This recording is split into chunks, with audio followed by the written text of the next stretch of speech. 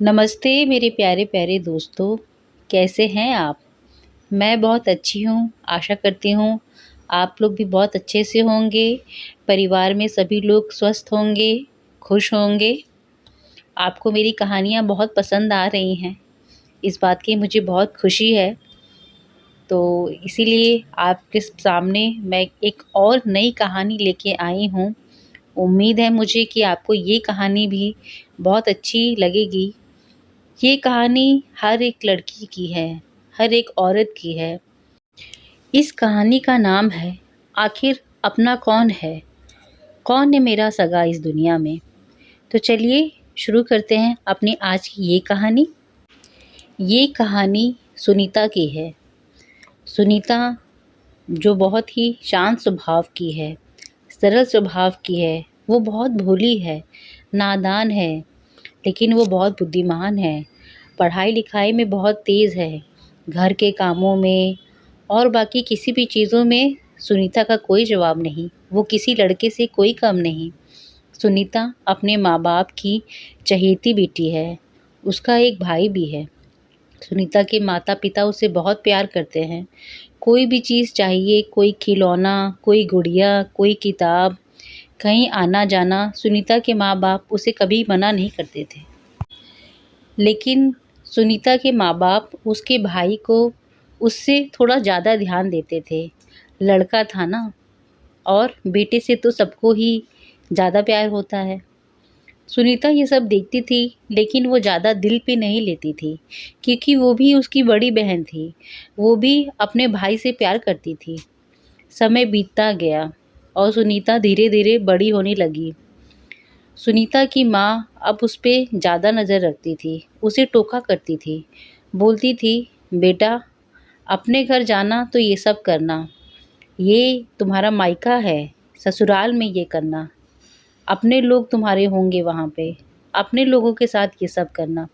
कहीं भी रिश्तेदारों के यहाँ जाना होता या कहीं दोस्तों के यहाँ जाना होता, कहीं घूमने जाना होता, उसकी माँ उसे कहती, बेटा अपने घर ये सब करना।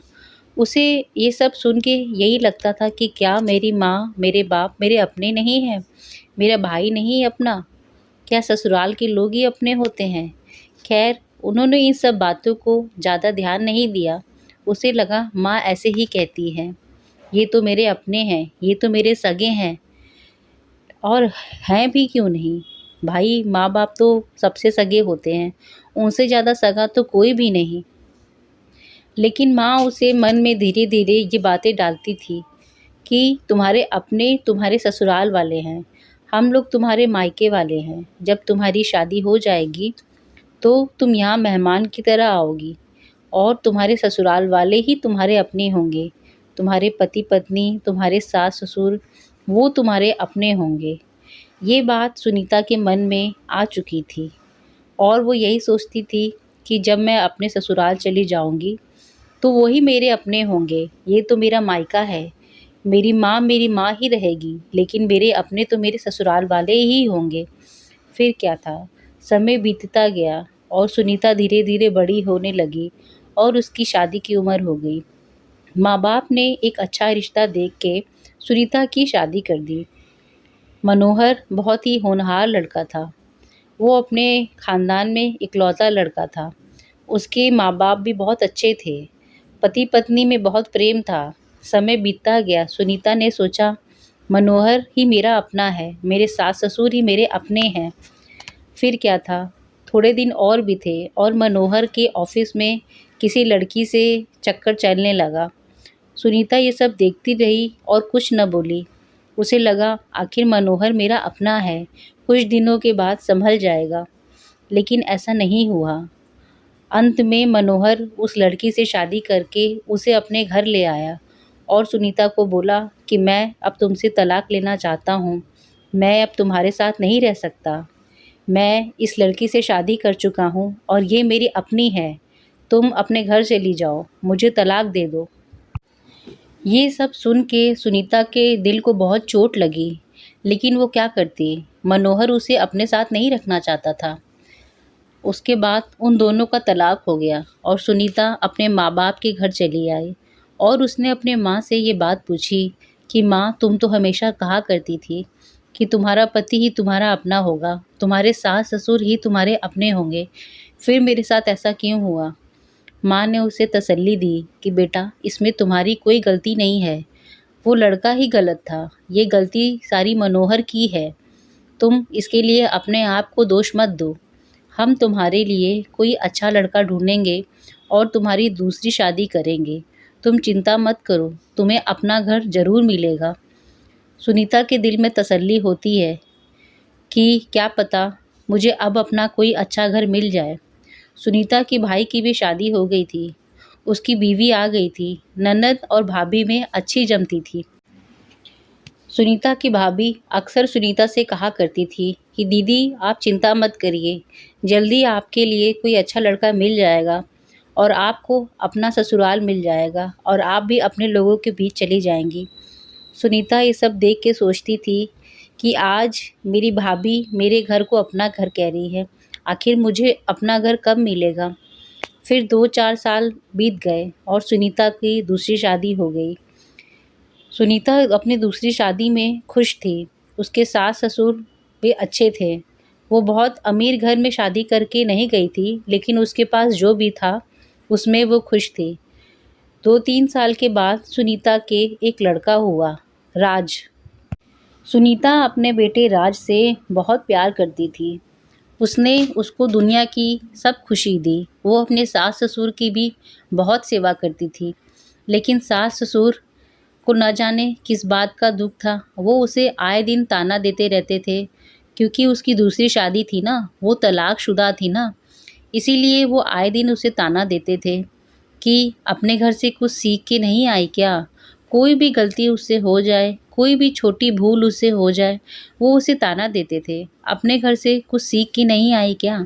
सुनीता बस यही सोचती थी कि माँ तो कहती थी कि शादी के बाद ससुराल ही अपना घर होता है, तो मेरी सास मुझे हमेशा ये ताने क्यों देती है कि अपने घर से कुछ सीख के नहीं आई क्या? क्या ये मेरा अपना घर नहीं है? मेरी सास मुझे अपने घर के ताने क्यों देती है? माँ तो कहती थी कि यही मेरा अपना घर है, तो मेरी सास मुझे हमेशा माँ के घर के ही ताने क्यों सुनाती है? यही तो मेरा घर है ना।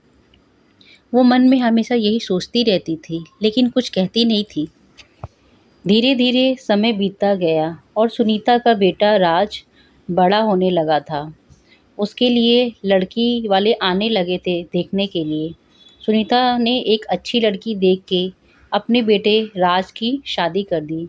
राज भी अपने परिवार में व्यस्त रहने लगा और एक ऐसा समय आया कि राज को विदेश जाने का मौका मिला। सुनीता के पति का देहांत हो चुका था और उसके सास-ससुर को भी गुजरे समय हो चुका था। सुनीता अपने बेटे राज और बहू के साथ ही रहती थी। लेकिन जब राज को विदेश जाने का मौका मिला, तो उसने अपनी माँ सुनीता को कहा कि माँ, आप कहाँ जाओगे हमारे साथ? आप परेशान होगी। वो उससे कहता है कि माँ, विदेश में बहुत खर्चा होता है।